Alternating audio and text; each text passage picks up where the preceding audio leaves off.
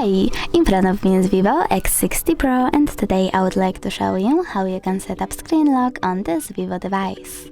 You need to start by accessing settings and scrolling down. Then choose security, click on screen lock and pick one of the login methods. Swipe pattern, pin or password. Tap on the chosen one and enter it. Then choose next at the bottom right corner. Repeat it and click confirm.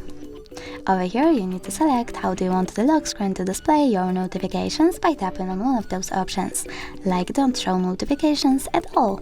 When you're done, select done at the bottom right corner, and now when I turn off my screen then turn it back on, I can see that pattern is now required. Thanks so much for watching. If you enjoyed this video, smash that like button, comment and definitely subscribe. Bye!